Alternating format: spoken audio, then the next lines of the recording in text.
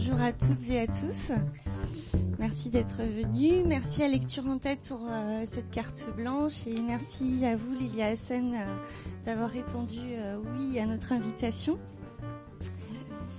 Alors, Lilia, vous portez différentes casquettes, celle entre autres de journaliste, de chroniqueuse de télévision et celle qui nous intéresse le plus, autrice. Nous avons découvert votre travail en 2019 avec L'œil du Pan, publié chez Gallimard. Un conte assez cruel, j'ai trouvé, au cheminement inattendu et qui interroge sur le décalage entre les idéaux d'une jeune fille obligée de fuir son île croate paradisiaque et la réalité de la vie des êtres humains en France. En 2021, toujours chez Gallimard, vous publiez Soleil amer, une chronique sociale qui aborde différents thèmes, la condition des immigrés algériens en France et le racisme auquel ils sont confrontés, le quotidien dans une cité de banlieue, le poids des traditions et des secrets de famille. C'est un roman que j'ai lu le cœur serré et dont la fin m'a vraiment bouleversée. Début 2023, Des choses sans importance, c'est un recueil de poésie qui paraît à l'Iconopop. Dès la première page, on est happé par cette phrase « On ne dira jamais assez l'importance des choses sans importance ». Un recueil de pensées qui peuvent paraître éphémères comme des bulles de savon, mais qui sonnent si justes. Et aujourd'hui, nous sommes ravis de pouvoir vous accueillir pour parler particulièrement de votre dernier roman, Panorama, publié en août 2023, pour lequel j'ai eu un réel coup de cœur aussi, et qui a remporté le prix Renaudot des lycéens. Donc peut-être pour commencer, Lilia, pouvez-vous nous raconter l'histoire de ce roman qui se situe entre policiers et j'ai eu du mal à définir entre utopie, dystopie ou contre-utopie tel qu'il est écrit sur la 4e de couverture. Vous, comment vous le définissez? Puis nous racontez l'histoire, s'il vous plaît. Merci. Alors oui, Panorama, c'est difficile parce que je ne l'ai pas écrit comme une dystopie au sens propre en me disant je vais ajouter de la science-fiction. C'est pas du tout un roman de science-fiction. C'est vraiment le point de départ, c'était cette société, la société dans laquelle on vit tous, cette société de la transparence où on est à la fois exhibitionniste et en même temps voyeur et en même temps très attaché aux questions de vie privée, une société complètement paradoxale. Et donc j'ai imaginé un monde dans lequel les maisons sont vitrées et où au nom de la sécurité, les gens sont vus de leurs voisins à tout moment et peuvent être vus par leurs voisins à tout moment. Et dans cette société de la transparence absolue, où donc il n'y a plus d'intimité, où en tout cas les gens ont sacrifié leur liberté pour plus de sécurité, une famille disparaît, la mère, le père et leur petit garçon de 8 ans. Et c'est une enquêtrice qui va mener l'enquête, qui va donc découvrir aussi cette nouvelle société, mais qui n'est ni plus ni moins que la société d'aujourd'hui que j'ai un peu étirée. C'est-à-dire que justement, c'est là où c'est pas une dystopie au sens propre, c'est qu'il n'y a pas de saut technologique, c'est pas... en réalité, tout est déjà un peu là aujourd'hui. C'est une anticipation peut-être plus. Contre-utopie au sens où ça peut paraître utopique, une société où on n'a plus rien à cacher et où on vit avec une criminalité réduite à l'extrême, où il y a quasiment plus de violence. Et en même temps, ce qui m'intéressait, c'était de montrer ce qu'on avait aussi à perdre dans une société qui cherche la pureté, qui cherche la sécurité à tout prix. Donc c'était toutes ces questions. Effectivement, c'est un roman assez différent des précédents. Oui, tout à fait.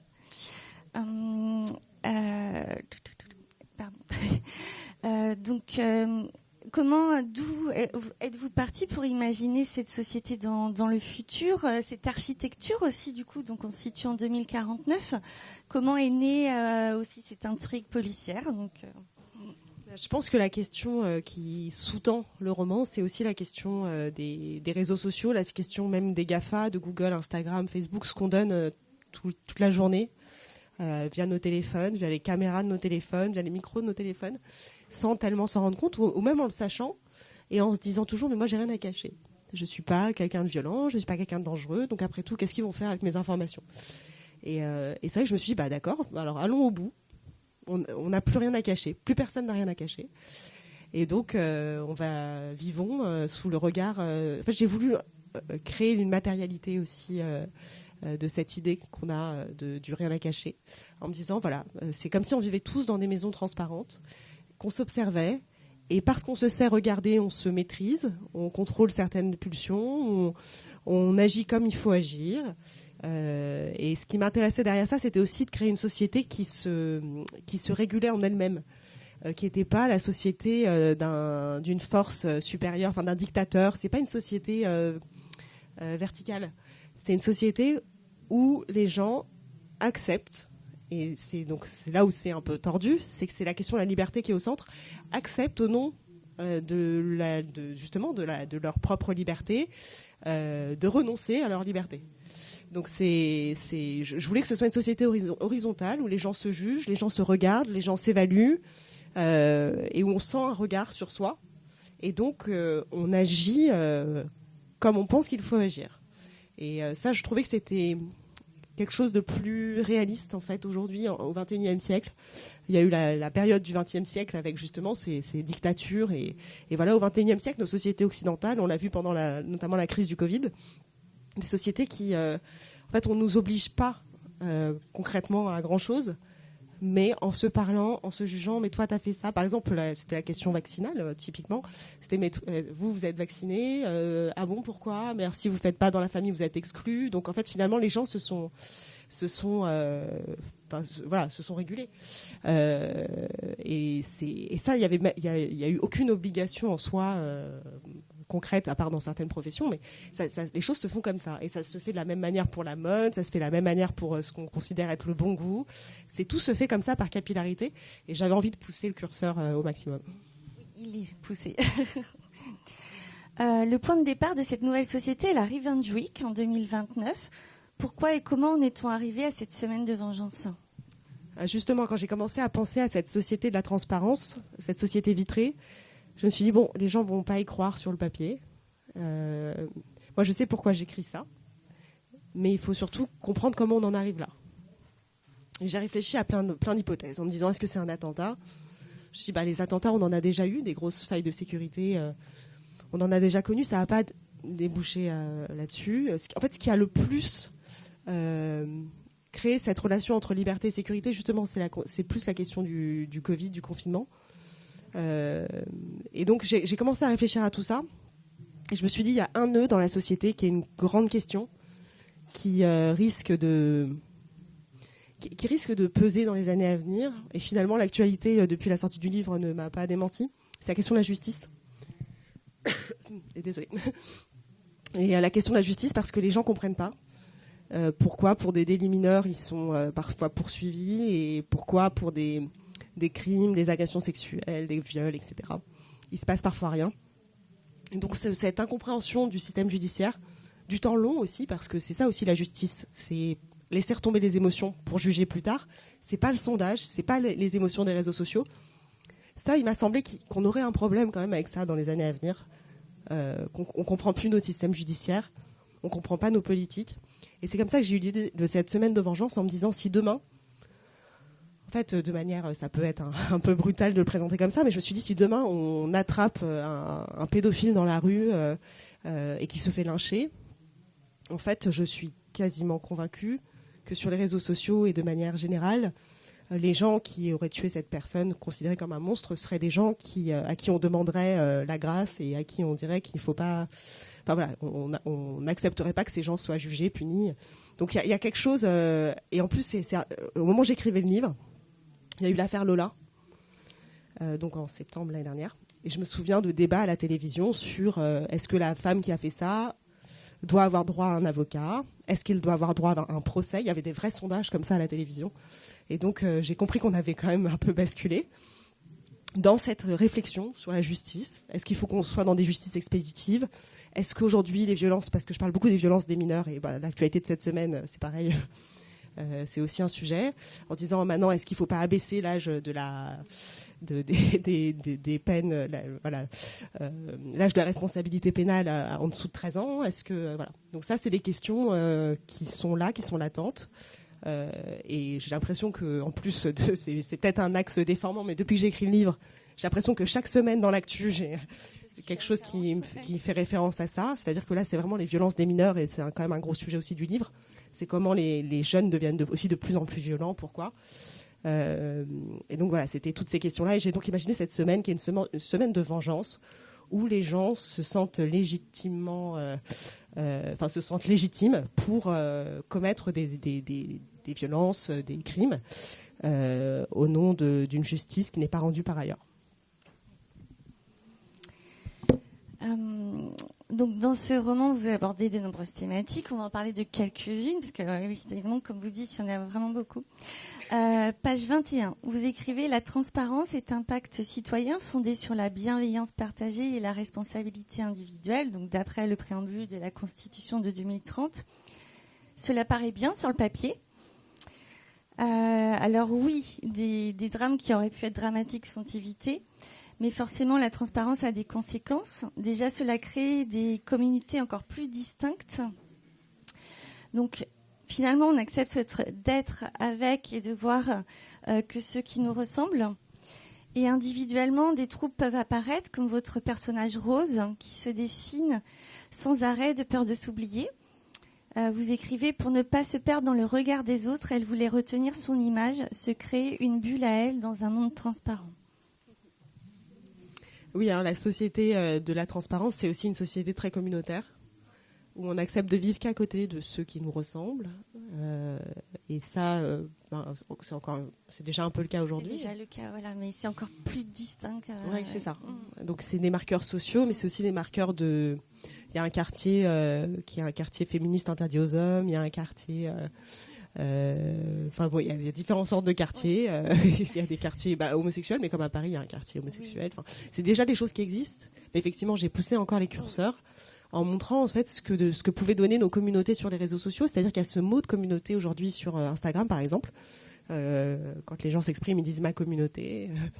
C'est quelque chose de positif. Mais les communautés des réseaux sociaux, ça a aussi un sens politique. C'est exactement ces communautés-là qui ont été ciblées aux États-Unis, par exemple en 2016.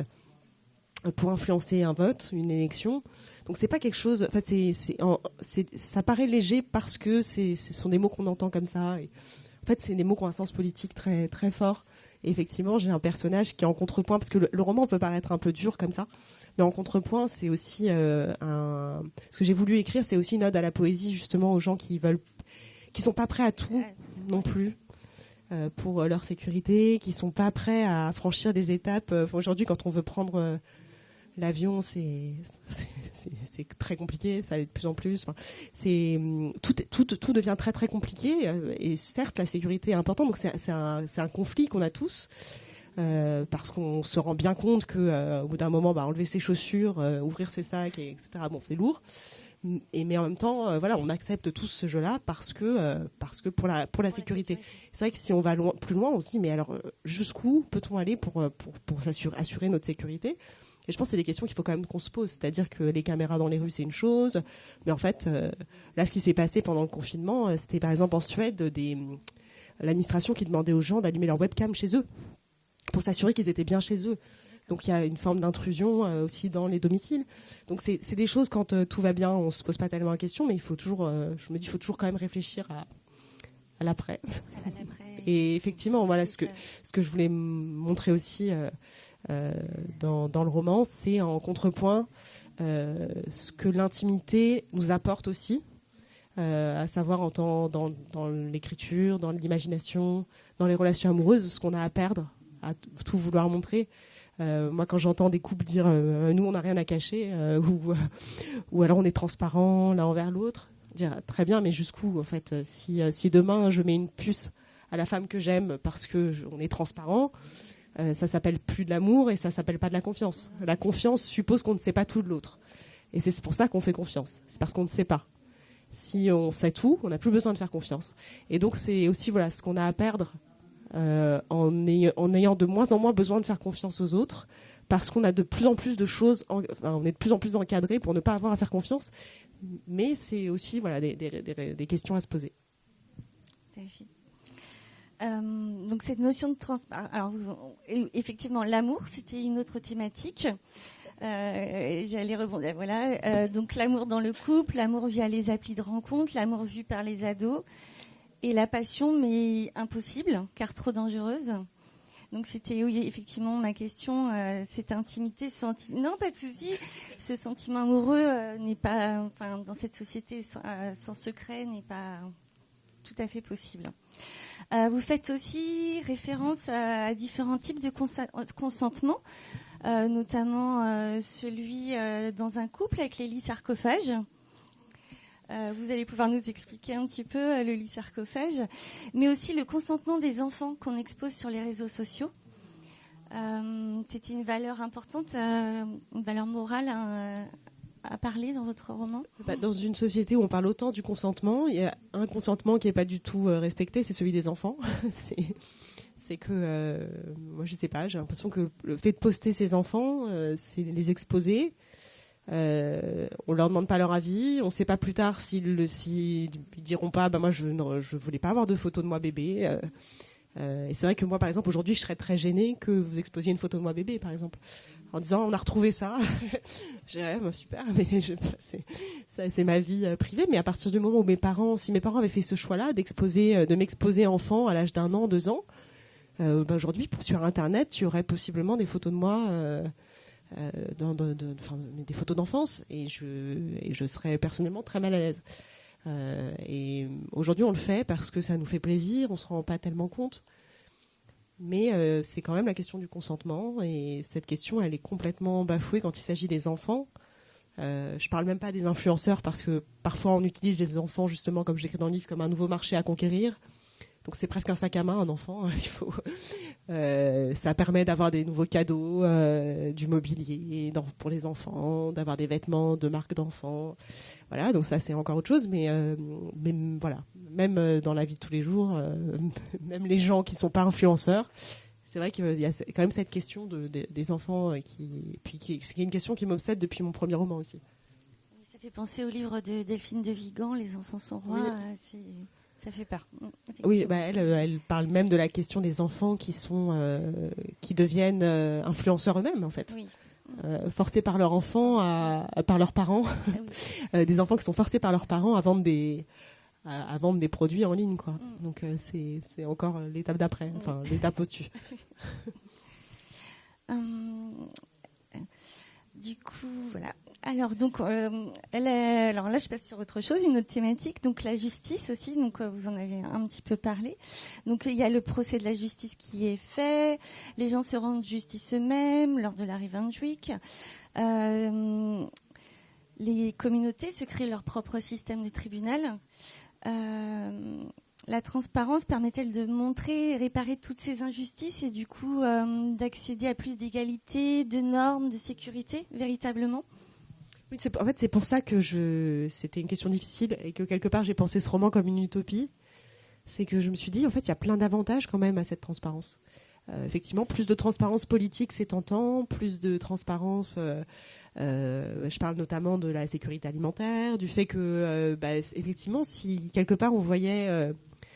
Aujourd'hui, on va dans un supermarché, on voit de la viande sous vide, et il y a quelque chose d'un peu hypocrite dans nos sociétés, c'est qu'on fait comme si on ne savait pas ce qu'il y avait derrière, à savoir les abattoirs, à savoir tout ça.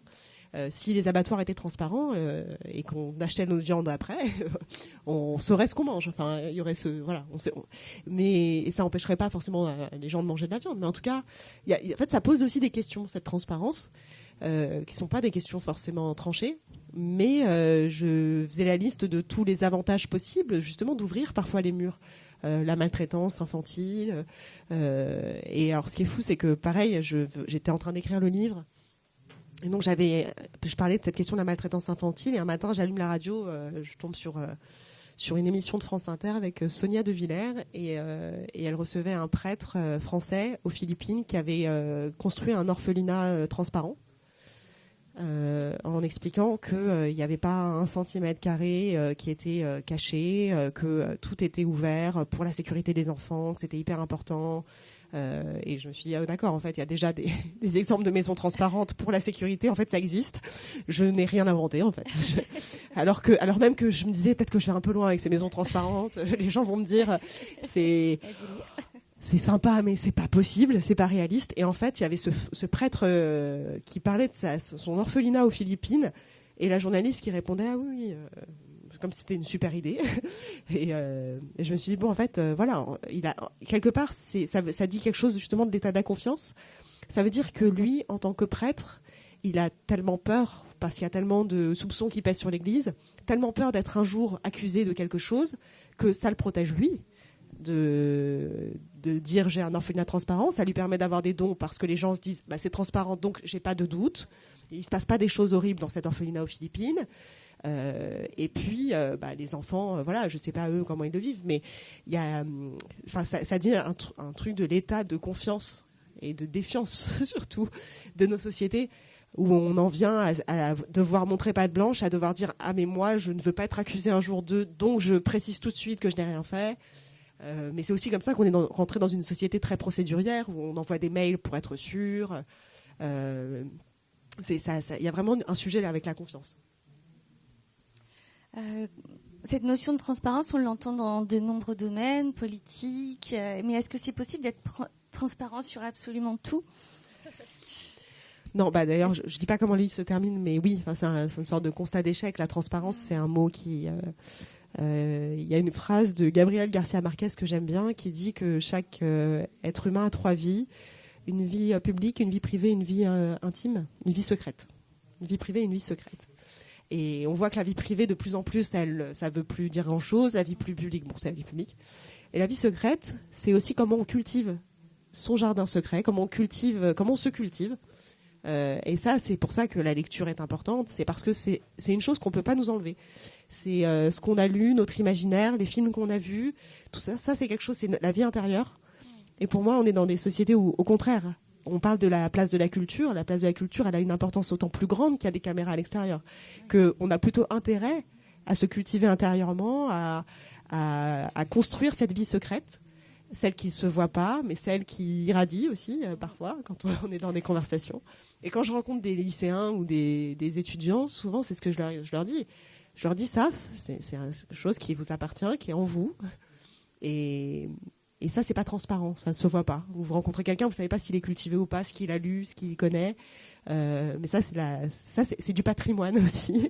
C'est une richesse intérieure et qui en fait, en creux, quand je dessine ce monde transparent, ce qu'on voit, c'est que ceux qui, quelque part, payent cette société de la transparence sont aussi ceux qui ont ce jardin secret en eux et donc qui sont plus soupçonnés, parce que quand on ne sait pas tout de quelqu'un, on le soupçonne beaucoup plus vite, on supporte de moins en moins les secrets, et c'est pour ça qu'il y a une sorte de conflit, c'est-à-dire qu'eux, ils ont un monde intérieur, il y a quelque chose qui échappe.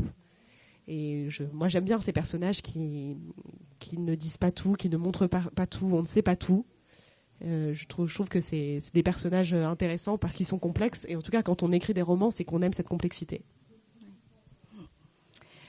Vous parlez des jeunes, justement. Donc, pour Panorama, vous avez obtenu le prix Renaudot des lycéens. Je me demandais pourquoi votre roman a autant parlé à ces jeunes lycéens, parce que vous y faites quand même une forte critique des réseaux sociaux dans ce livre. Et je veux vous citer parce que ça m'a interpellée. Vous écrivez « Le like est l'équivalent numérique de la croquette pour chien ». Est-ce que tout est négatif dans les réseaux sociaux et pourquoi ça a autant parlé aux jeunes ? Alors oui, dit comme ça, c'est pas. Mais sorti du contexte, mais c'est non, mais c'est vrai. C'est vrai, mais je le pense. Je pense que si dans la vie, moi parfois je me pose la question, je me dis, notamment à la période où je faisais de la télévision, j'ai des gens qui me disaient mais pourquoi tu postes pas plus de photos de toi ? Et c'est vrai que moi je postais mes livres, ou des choses qui étaient liées à mon travail, mais je ne me postais pas dans ma vie privée.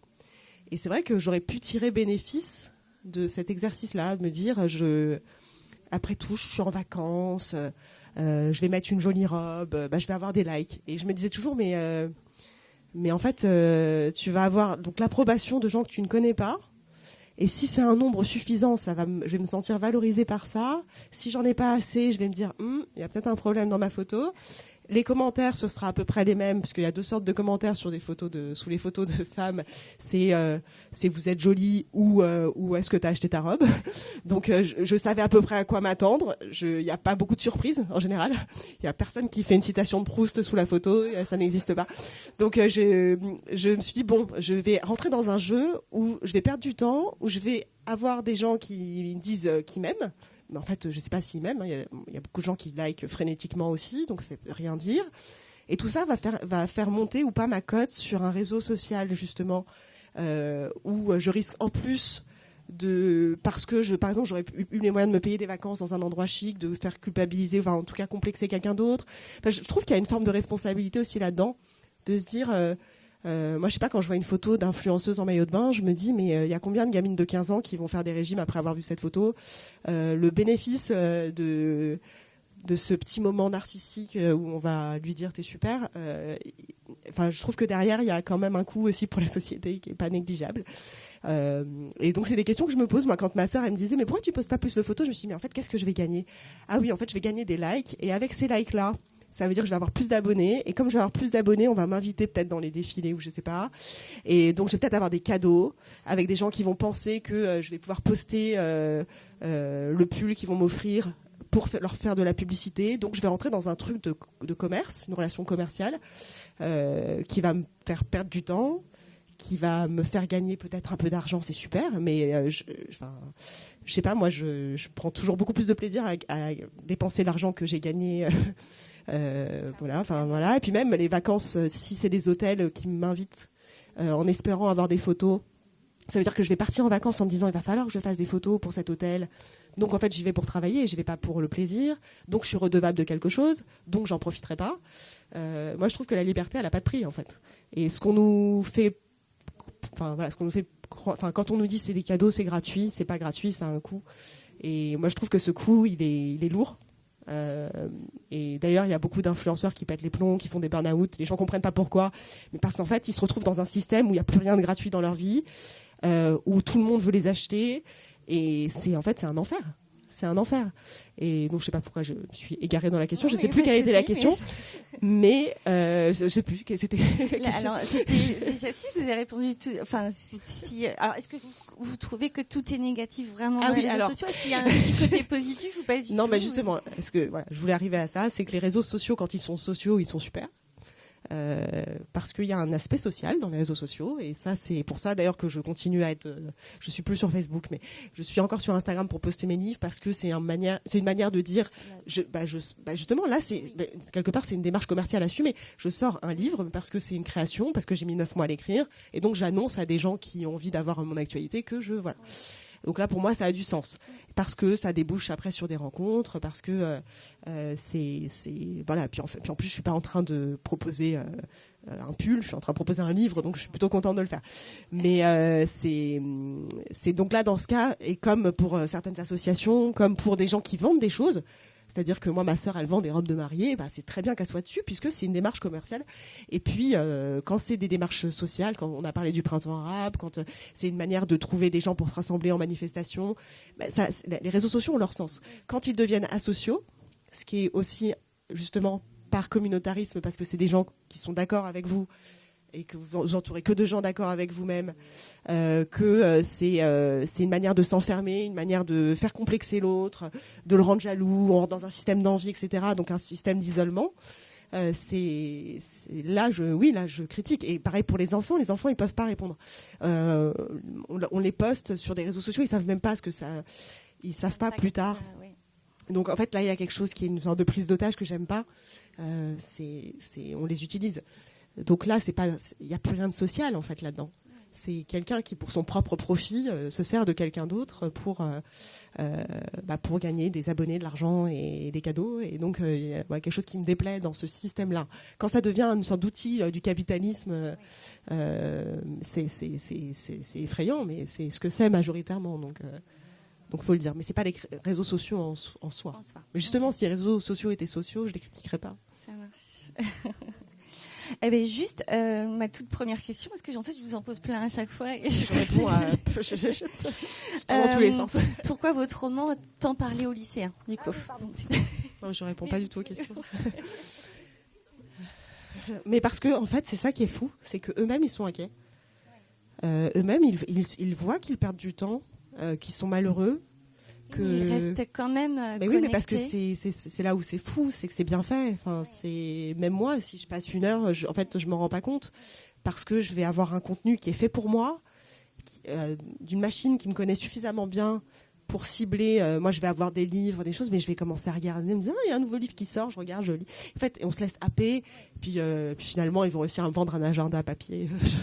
Non, mais il y a toujours un moment où on arrive sur un truc commercial, mais et puis c'est des gens qu'on connaît, des gens qu'on suit, même dans notre univers. Moi, c'est d'autres écrivains, donc finalement, on en vient un truc, et puis on passe beaucoup de temps dessus. Quand on a 15 ans, très vite, on tombe sur du contenu qui est pas forcément très joli. Justement, une adolescente, elle va se retrouver face à que des corps parfaits, des filles super bien habillées, dans des budgets qu'elle n'aura jamais. Et donc, ça va créer quoi ? Ça va créer compulsion d'achat, régime, mal-être. Et au bout d'1 heure et demie sur son portable, elle n'est pas plus heureuse. Elle aura peut-être envoyé une photo compromettante qu'elle regrettera dans 10 ans. Elle aura peut-être. Et en fait, ça, les adolescents, ils le savent. Ils sentent bien que là, les photos, la manière dont TikTok fonctionne. TikTok, il ne n'explique rien, mais c'est là où c'est fou, c'est on parle de la question de la liberté, mais aujourd'hui, une adolescente qui est sur TikTok, elle comprend très vite qu'entre une photo d'elle normale et une vidéo où elle va danser en maillot de bain, il y en a une qui va être poussée par le réseau et l'autre pas. Je vous dis pas laquelle, c'est un mystère. Et donc, finalement, c'est pour ça que je parle de dressage dans le livre, c'est qu'au fur et à mesure, elle va apprendre les comportements qu'elle doit avoir. Et donc, c'est la machine qui lui apprend, qui lui dit, voilà, tu vois, là, tu as eu des likes parce que tu étais en maillot de bain. Et ben donc, elle va recommencer. Et puis, elle va se dire, plus j'enlève des vêtements, plus j'ai des likes. Et donc, non, mais en fait, c'est ça. Et elle se retrouve parfois à 14-15 ans, elles ont déjà envoyé des contenus à moitié nus, enfin, des choses c'est quand même angoissant pour cette génération. Et je pense que c'est aussi pour ça que le livre a parlé à pas mal d'adolescents. Ok. Alors, vous l'avez compris, il y a vraiment plein de thématiques abordées dans ce roman. On pourrait en parler très très très longtemps. Donc, on va passer à autre chose. Là, je vais passer en lisant votre roman, j'ai essayé d'imaginer cette architecture, ces maisons vivarium, ces maisons glaçons, maisons boules, maisons aquarium avec des bassins intérieurs. Même, j'ai essayé d'imaginer ce lit sarcophage. Du coup, est-ce qu'il serait possible de transposer votre roman dans un autre format, comme un film ? Est-ce qu'on vous l'a proposé pour rendre réelle cette architecture et palpable aussi ce malaise dans cette société de la transparence ? Ou est-ce que vous l'avez imaginé ? Est-ce que vous avez une envie comme ça ? Est-ce que ça serait réalisable ? Ce qui est vrai, c'est que c'est très imagé. Oui. Parce que forcément, on est... en même temps, c'est ce que faisait déjà Hitchcock avec cette idée du voyeurisme, les reflets dans les miroirs, etc. Moi, j'aime bien j'aime bien imaginer les choses. Donc, c'est vrai que je les ai visualisées. Oui, il y a des projets en cours. C'est vrai. Mais ce sera pas. Enfin, c'est long, hein, donc oui, c'est pas. Oui, j'imagine le parcours, mais pourquoi pas. Mais c'est ce qui est intéressant aussi, c'est qu'en même temps, il y a un défi technique parce que la transparence à filmer, c'est très difficile. En fait, ce qui se passe normalement quand vous avez des vitres, c'est qu'avec la lumière du soleil, vous voyez pas ce qui se passe à l'intérieur. Donc moi, dans mon livre, c'est un nouveau matériau qui permet justement de filtrer la lumière du soleil, etc., pour qu'on puisse voir à tout moment ce qui se passe. Mais ça, à filmer sans qu'il y ait les reflets, ça demande... c'est pas si facile en fait. D'accord. Mais ça peut être très intéressant. Moi, je trouve ça génial de se pencher sur cette question-là, parce que c'est un défi de réalisateur, c'est un défi de montage, il va peut-être falloir un peu d'effets spéciaux, etc. Mais c'est intéressant du point de vue de l'image, ce qui peut être fait à partir de ça. Ouais. Notamment, j'ai une scène dans le livre, je ne sais pas si je peux la raconter, mais... Si. J'ai une scène dans le livre que j'avais imaginée et qui était assez forte pour moi. C'était un couple qui avait l'air de s'embrasser, enfin en tout cas d'être très proches. En fait, ils se disent des horreurs. Et de l'extérieur, on a l'impression qu'ils sont très proches. Et je me disais, c'est typiquement le genre de scènes qui sont très cinématographiques parce qu'effectivement, ce qu'on voit à travers la transparence, c'est pas toujours la réalité.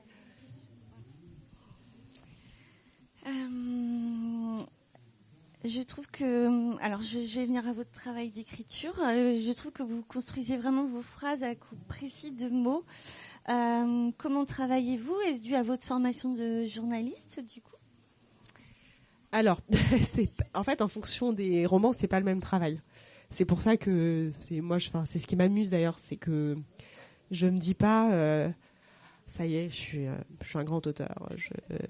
J'ai un style, donc maintenant, à partir du moment où j'ai mon style, je peux écrire n'importe quoi. Non, en fait, vraiment, c'est quand j'ai une idée, j'ai le point de départ, et j'essaie de trouver justement la manière la plus adaptée pour raconter ce que j'ai à raconter. Et pour Panorama, je suis dans une société qui est quand même froide. Et donc, je ne pouvais pas raconter les choses avec la même chaleur que Soleil amer. Ça n'aurait pas eu de sens. Et puis, en fait, justement, le côté implacable, c'est aussi une policière qui parle. Elle s'exprime à la première personne. Ça n'aurait pas été logique qu'elle fasse des phrases proustiennes. C'est une enquêtrice. Elle enquête.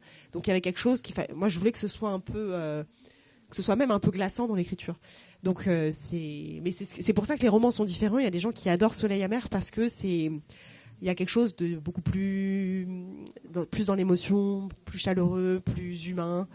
Là, c'est plus dur. Ça dit des choses de notre société de manière plus voilà. Donc il y a des gens qui aiment bien aussi ça parce que ça fait réfléchir.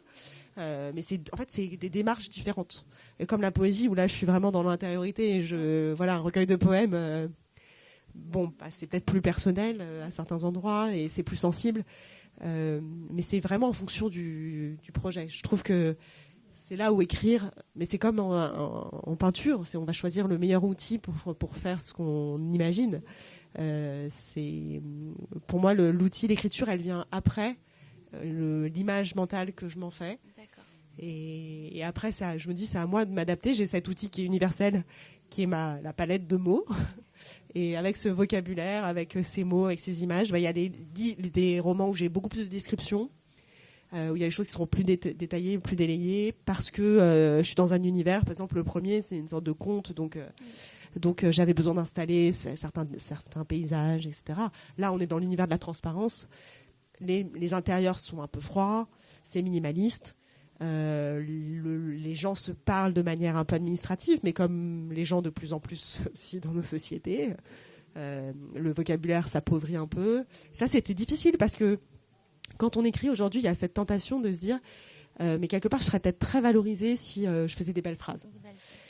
Et là, vous faites des belles phrases, mais peut-être mettre plus de grands mots. Oui, mais en fait, voilà, on a peut-être envie de montrer un peu les muscles. Oui. Et là, c'était un peu la démarche inverse. À chaque fois, je me disais, ça, j'enlève. Ça, je retire. Et je me disais, il y a des phrases que je trouve même pas très jolies parce que justement, il y a cette manière un peu administrative de dire les choses, mais ça correspondait à ce que je voulais faire. Et donc, c'était une sorte de contrainte que je m'imposais, mais qui, pour moi, est nécessaire. C'est-à-dire qu'on ne demandera pas justement à un réalisateur mais alors, pourquoi vous avez filmé ce film en noir et blanc alors qu'il y a la couleur qui existe? Si c'est sa démarche et qu'il a choisi noir et blanc en 2024, c'est que c'est un choix.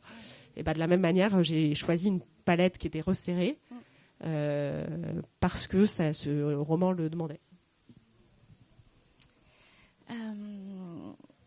Je vais revenir un petit peu plus à votre œuvre. Donc, vos romans sont de divergents et très exigeants. Vous y faites preuve vraiment d'une grande imagination à chaque fois. Les personnages principaux sont toujours des femmes, je trouve, comme Héra dans L'œil du Pan, Naja, Mariam F dans Soleil amer et Hélène dans Panorama, la policière. Et il faut toujours qu'il y ait une tragédie, une mort qui ait lieu. Pourquoi? Ah oui, ça on serait bien sur la mort. On serait tous très heureux. Enfin, je ne sais pas si on serait très heureux d'ailleurs. Parce que ça fait partie de la vie. Et à partir du moment où dans mes livres, il y a des naissances, il y a des joies, il y a des choses... et en plus, je suis persuadée que quand on écrit, on a un peu une angoisse de la mort. Donc, il y a un côté cathartique dans l'écriture où quand même, le fait de se poser la question de la mort, plus ou moins violente, plus ou moins... Voilà, c'est une manière de l'apprivoiser aussi. Donc, moi, je sais que c'est une question qui me travaille. Et donc, elle est dans mes livres. Mais parce que ça fait partie de la vie et ça fait partie de l'actualité, ça fait partie de tout ce qui nous entoure. Voilà, dans Soleil amer, évidemment que quand on est dans une forme de tragédie, et c'est vrai que mes romans ont parfois un peu cette structure de tragédie, donc je dois avoir un goût pour ça aussi. Et vos personnages féminins ? Et les personnages féminins, je pense que parce que justement, je pense que les femmes, j'aime pas essentialiser, mais bon, par exemple dans Soleil amer, il est question de naissance, d'accouchement. C'est celles qui sont aussi le plus proches de la mort tout le temps. Parce qu'elles sont très proches de la vie, on accouche, voilà. Et en fait, il y a ces aspects-là que je trouve assez intéressants. Et par exemple, sur les cités, je me faisais la réflexion ce week-end, je me disais, quand on parle de la banlieue, on parle toujours des hommes, très souvent. Les films comme La haine, c'est des bandes de jeunes. On parle beaucoup de ce qui se passe dans la violence. Au fond, les personnages féminins, parce que c'est des femmes, parce qu'elles restent à l'intérieur, elles ne sont pas intéressantes aux yeux de la société. Ce qui est intéressant, c'est ce qui se passe, le trafic de drogue dans les films, la violence, ça va être tout ça. Et moi, c'est vrai que j'aime bien rentrer dans les intérieurs, j'aime bien les secrets. Et les femmes, elles sont dépositaires de ça. Elles créent dans les cités HLM des sortes de gynécées où, en tout cas dans les années 60-70, il y avait une mixité sociale, ethnique, qui faisait qu'elles-mêmes, quelque part, les hommes allaient travailler, donc ils sortaient, ils étaient épuisés, ils étaient abîmés par leur travail, et elles devaient tenir leur famille, et tout ça avec une forme de discrétion, et en même temps, elles se partageaient les repas. Il y a quelque chose, il y a une autre vie qui m'intéresse énormément. Et voilà, je pense que dans chaque roman, là, le fait que ce soit une enquêtrice, c'est pareil. J'avais pas envie de la figure du vieux flic sur le retour. J'avais envie que ça change, que ce soit une femme qui arrive, qui découvre. Et parce que, en tant que femme aussi, il y avait ce rapport encore plus. Ce rapport avec sa fille. Enfin, il y avait plein de choses qui pouvaient intéresser. Puis après, il y a une chose très simple, c'est aussi un truc d'identification où c'est peut-être plus facile aussi pour moi d'écrire. De mettre à la place d'une femme, mais je pense que j'écrirai un jour à la première personne en étant un homme. Je trouve ça très drôle. Ça fait une expérience. Donc, comme je le disais plus haut, vous avez commencé par un conte, puis une chronique sociale, de la poésie, et je dirais une utopie policière. Donc, vous suivez un chemin inattendu au fil de vos romans, et on adore. Enfin, moi, j'adore. Vous nous surprenez et enchantez à chaque fois. Peut-être pouvez-vous nous dévoiler vos futurs projets d'écriture, un autre genre littéraire à essayer, ou vaut-il mieux garder le mystère et à bas la transparence ? J'aimerais bien le savoir moi-même, surtout. À un moment, on peut être transparent. Moi, j'aimerais bien pouvoir être suffisamment transparente pour savoir ce que j'ai à l'intérieur de moi. Mais je n'en sais rien du tout.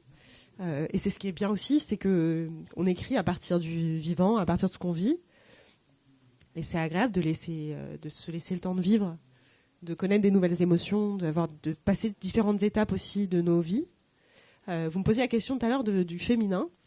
Je me suis rendu compte d'une chose, c'est que en tant que femme, il y a une chose qui se passe à un moment dans sa vie, c'est que en fait, on se voit pas devenir jeune femme, jeune fille, jeune femme. Il y a des étapes comme ça. Puis en fait, le passage de femme à mère, par exemple, c'est une étape, ça arrive un jour dans la vie. Et ça, c'est une chose, mais c'est pareil pour les pères. Mais c'est vrai que ça, c'est une chose qui m'a marquée. C'est-à-dire qu'il y a une fois dans sa vie où on passe une étape et on le sait. On s'en rend compte. On ne sait pas qu'on est passé enfant à l'adolescence. Il n'y a pas un jour précis. Mais du jour où on devient mère, c'est un jour où on sait. Et donc ça, c'est des choses qui me travaillent. Il y a plein de choses voilà. Mais ce qui est génial, c'est quand on vit, c'est qu'on vieillit. Et je trouve que c'est toujours une chance de vieillir, même s'il n'y a pas que des avantages. Mais bon, mais je trouve que c'est une chance parce que parfois on perd des amis jeunes, parce qu'on se dit il y a des amis qui auraient aimé vieillir. Donc il faut se réjouir de ça, et puis il faut se réjouir du fait que le temps passant, il y a des nouvelles manières de penser, il y a de nouvelles réflexions qui se forment. Et c'est comme ça que les livres arrivent. En tout cas, c'est comme ça qu'ils naissent. Et je me dis, c'est formidable parce que parfois, pendant un an, on n'écrit pas des choses très intéressantes. Et puis à un moment, il va y avoir quelque chose qui va correspondre à mes nouvelles obsessions, à mes nouvelles idées. Et je ne sais pas ce que ce sera. Mais comme Panorama, c'est un peu par hasard, mais parce qu'il y a des choses que je mûrissais. Mais quand on écrit, on est observateur. Parfois, il y a une histoire qui va nous attraper, que quelqu'un va nous raconter, même parfois dans un cercle d'amis, dans un salon du livre, on ne sait pas. Et on entend plein d'histoires. Toutes les histoires ne feront pas un livre, parce qu'il faut que ça corresponde à quelque chose de personnel. Mais parfois, il y en a une, on ne sait pas pourquoi, on est plus attentif, ça réveille quelque chose en nous, et donc il y a quelque chose à aller chercher. Et moi, c'est ça le point de départ de l'écriture. C'est quand à un moment, je sens que je commence à y penser. Et c'est ce qui s'est passé avec Panorama. C'est qu'à un moment, j'ai vu une salle de bain dans la nuit, comme ça, éclairée. J'ai commencé à me dire, mais si toutes les maisons étaient comme ça. Et je me suis dit, déjà, ça n'a pas été fait. Donc, c'était fou. J'ai cherché un roman sans mur sur Internet. Je me suis dit, maison sans mur, maison vitre transparente. Je me suis dit, non, ça n'a pas été fait. Une société entière comme ça, fondée sur la transparence, ça n'avait pas été fait. Et donc, et puis après, voilà, les questions. Mais alors, ça implique quoi? Donc, plus ça c'est super. Ça, ce serait bien. En fait, la société, elle pourrait aller vers ça. Puis après, je me suis dit, ouais, mais en fait, qu'est-ce qu'on perd? Et donc là, c'est la machine à questions qui se lance. Et à partir de là, c'est inarrêtable. Et le prochain livre, ce sera à peu près la même chose. C'est qu'à un moment, je vais avoir une question, ou juste mais que se passerait-il s'il se passait ça? Et après, ça se met en route.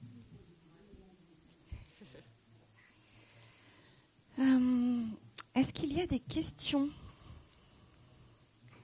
Oui. Vos romans sont assez différents. En plus, il y a le recueil de poésie. Est-ce que c'est important pour vous en tant qu'autrice, lectrice, journaliste, de se renouveler? J'aime pas m'ennuyer, ça c'est sûr. Donc à chaque fois, ça fait pas du tout appel aux mêmes choses. Soleil amer, j'ai fait un peu plus de recherche. Il y a quelque chose qui est plus lié à ma famille, donc je posais des questions à ma mère. Il y a quelque chose qui était un peu épidermique, qui m'a intéressée à un moment de ma vie parce que j'en avais besoin. L'œil du Pan, là c'était vraiment une sorte de conte, mais ça correspondait aussi à ce que j'avais en tête à cet âge-là. Et en fait, c'est aussi des centres d'intérêt, des préoccupations. Panorama, je pense que c'est né aussi de mes années de journalisme, effectivement, où j'ai vu beaucoup de... il y a eu les élections américaines, l'élection de Trump, les discours politiques. Moi, j'écoutais tous les discours de Trump et Hillary Clinton en 2016. Ensuite, je me suis retrouvée à écouter beaucoup de discours de politiques français, d'hommes politiques français pour les présidentielles. Et donc, il y a des discours qu'on sent monter, il y a des choses qu'on sent revenir sur les réseaux. Et je pense que à un moment, j'ai été un peu inquiète de me dire, mais en fait, on est une société très violente, on parle de beaucoup de tolérance toute la journée. Finalement, on fait pas... il y a une sorte d'inversion de la loi de proximité. C'est Paul Virilio, qui est urbaniste, qui parlait de ça, et qui disait, en fait, aujourd'hui, nos voisins, souvent, on les connaît pas, on leur parle pas. On va être à côté de quelqu'un dans le train, on lui aura à peine dit bonjour. Mais lui parler de la télévision, mais en fait on peut appliquer ça à ce qui se passe sur Internet. Sur Internet, mes amis, mes chéris, mes chouchous, des gens qu'on n'a jamais vus. Et donc il y a quelque chose comme ça qui me frappait. C'est de me dire, les contacts humains, on les perd énormément. Les femmes aujourd'hui, justement, quand elles viennent d'accoucher, elles sont souvent extrêmement seules parce qu'il n'y a plus tellement de transmission avec les parents, les grands-parents. Il y a quelque chose qui se perd.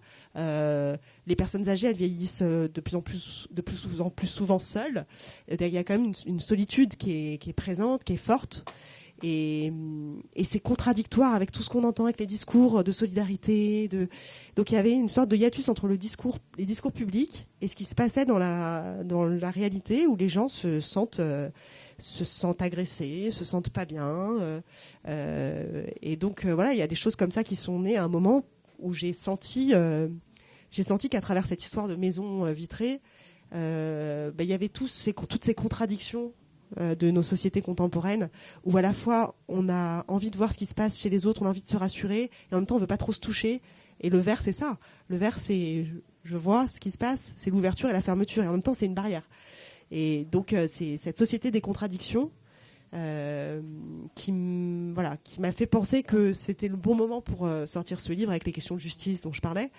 Et là, je suis peut-être à un autre moment de ma vie, donc ça débouchera sur encore autre chose. Mais oui, j'aime bien les défis. Me dire, ça c'est un défi. Je sais pas si je serais capable de le faire, mais j'ai envie d'essayer.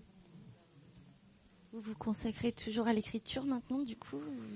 Oui. Principalement. Ouais, non, mais c'est génial, j'en ai content. Oui, c'est pas un choix évident parce que faire que écrire entre guillemets. Mais après, il y a plein de formes d'écriture. Je peux écrire un peu en presse écrite, je peux écrire pour le cinéma. Et l'écriture, elle permet beaucoup de choses. Donc c'est d'autres manières de faire. Le journalisme, je dis pas que j'ai renoncé définitivement parce que j'aime ça. Je trouve que c'est tellement important d'être aussi dans l'époque. Moi, je me vois pas écrire un roman qui serait complètement déconnecté non plus, parce que je me dis, il se passe tellement de choses graves, importantes, que moi, j'ai toujours besoin qu'il y ait un lien quand même, parce que voilà, si on écrit, c'est qu'on est quand même aussi dans une époque. On n'écrit pas de la même manière qu'au 19e siècle pour cette raison-là aussi. C'est aussi un roman, c'est le témoignage d'une période de l'histoire. Donc ça voilà, c'est une chose auquel je tiens, mais le journalisme, je n'y reviendrai que si je trouve le bon moyen de le faire, et pas pour juste me montrer, ou voilà, ce qui serait la facilité. Oui. Parce que les propositions, parfois on en a, mais on se dit, mais qu'est-ce que je vais aller faire je vais juste c'est juste pour me montrer, mais raconter une info qui a été dite le matin sur une chaîne d'information, je vais pas faire ça, quoi. Voilà, mais c'est des choix après. Et puis on peut pas tout faire. En fait, ce qui est difficile quand on écrit, c'est que c'est pas forcément le même salaire qu'à la télé, c'est pas forcément. Mais pour moi, c'est un choix de liberté aussi. Et après, le journalisme, il est génial quand il est à la télé, comme ce que j'ai pu faire, à savoir quand on travaille l'image. C'est-à-dire que pour moi, la télévision n'avait qu'un intérêt, c'était de se dire on est dans une société d'images, où il y a de la communication en images, où il y a beaucoup d'images qui circulent. Et ben, je vais travailler ces images, je vais les décrypter, je vais les analyser. Donc là, la télévision a un sens. Ouais. Si c'est pour faire de la radio filmée, où je vais raconter un truc que je pourrais raconter dans un livre ou en presse écrite, vraiment, je vois pas l'intérêt. Ok, merci. Moi, j'ai envie de finir sur une note poétique. Est-ce que vous voulez bien lire un de vos poèmes ?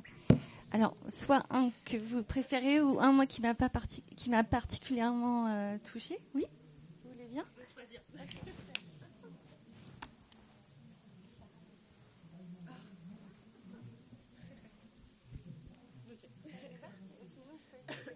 Non, c'est bien. Non. Je réfléchissais, est-ce qu'il y avait un autre poème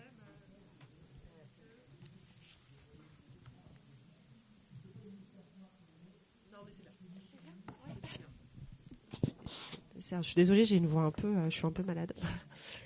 J'aime m'ouvrir les livres au hasard. Je cherche une phrase qui me retienne, les sanglots longs, ceux de Verlaine ou les pigeons de La Fontaine. Je me demande ce qui, des livres, m'encourage un jour à survivre, et le soir venu me rend ivre de falaises et de toits brûlants. Car il paraît que ces objets sont les attributs du danger, qu'ils menacent la vérité et apprennent même à penser. Je n'oublierai pas d'oublier les paroles doctes, civilisées, de ceux qui m'avaient conseillé la vie sage des mondanités. Je leur préfère la vie sauvage, les cocktails frais dans les nuages et les alouettes de Carthage qui s'envolent quand vient le vent. J'aime l'odeur brûlée des orages, les pages immenses des paysages et les histoires qu'ils nous racontent, le destin sombre de personnages, les âmes enflammées de désir, les silences qu'on dit criminels et la voix grave qui interpelle. Tout cela existe dans les livres. 1 heure de temps vaut 100 000 ans, et ce que disent tous les romans est qu'on a beau vivre longtemps, on reste des lecteurs de passage. Merci beaucoup, beaucoup, beaucoup. Merci à vous pour vos questions.